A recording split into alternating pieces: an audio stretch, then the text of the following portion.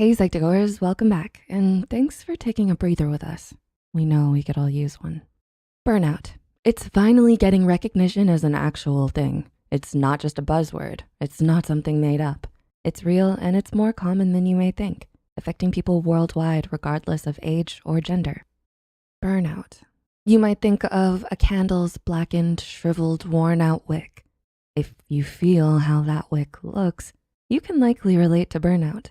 These here are some ways to hopefully keep that candle wick conditioned, helping to avoid burnout. The best way to deal with it is to not get to that point in the first place. So number 1, figure out what is stressing you. We're going to use the word avoid, and just clarifying, avoiding a stressor is not the same as avoiding responsibilities. A responsibility needs to be done, but you don't have to go about doing it in a stressful manner. See what we mean? The best way to reconfigure this stressful process is whittle down and figure out what it is that's causing the stress. Here's a simple example. It's easy to say, this assignment is my stress. Getting it done is stressing me out. But when you step back, you realize the situation is more, I'm stressed because I feel tight on time, and I'm tight on time because I repeatedly chose other activities until there were only 24 hours left to get this done. So yes, you may require some time to practice self-awareness.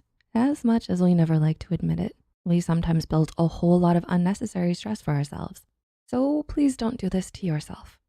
Number 2, complete the cycle.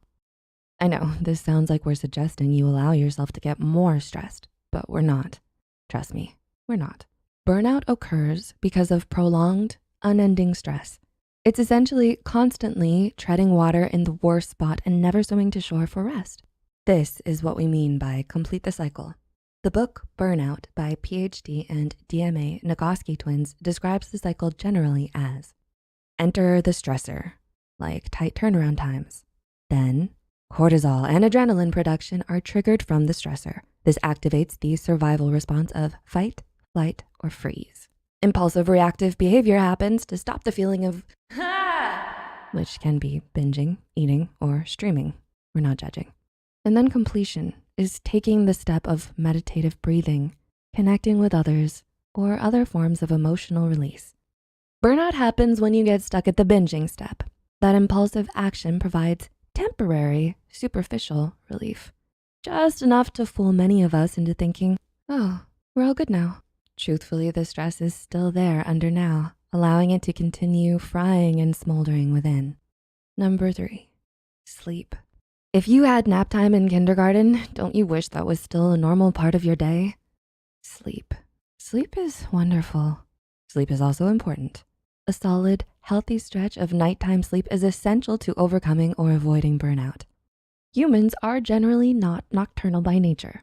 We know this, yet we seem to be all too willing to sacrifice sleep as the first bartering chip when dealing with stress. We tend to think of sleep as a reservoir easily refilled with catching up on the weekend or sleeping in on vacation. Unfortunately, sleep just does not work that way. You can't retcon the past sleep you lost by sleeping more in the future. So get a good sleep in the now. What is good sleep anyway?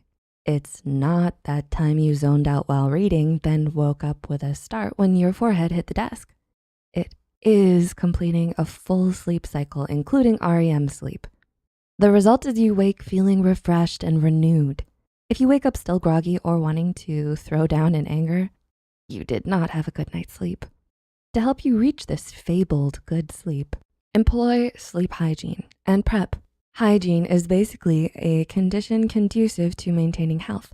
So sleep hygiene is good sleep practices, like no screens 30 minutes before bed and the room being dark, cool, and silent. Prep is what happens before the hygiene, setting yourself up physically and mentally. So no numbing shortly before bed and perhaps a short session of meditation to quiet your mind. Your route is yours. These are just components. Find ones that groove with you. And number 4, release the oxytocin. Perform activities that help produce oxytocin. Yes, oxytocin, the love drug. Well, hormones really. It's been found that various activities such as giving to others, dancing, working out, or cuddling with your pet all trigger oxytocin production. Know why we suggest this? Basically because the activities not only make you happy, but many of the activities can help others be happy too. Oxytocin is one of the big three happy hormones after all. It's been found too that this hormone can decrease stress and anxiety. So it gives happy and deducts stress and anxiety. Win-win. And number 5, know that you're worth it. Those old shampoo commercials had a point. You are worth it. Yep, our last tip for today is to practice self-love.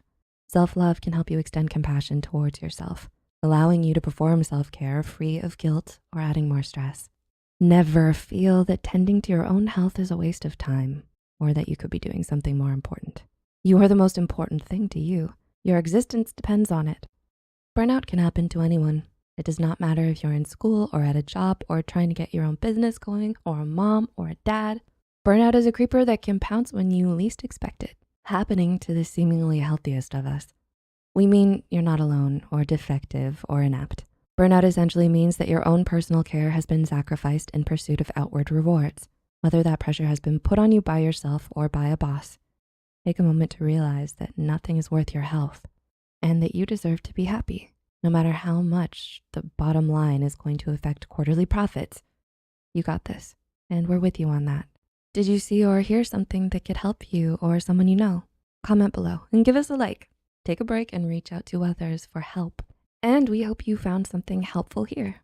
Maybe we'll take a breather together again next time. Thanks for watching.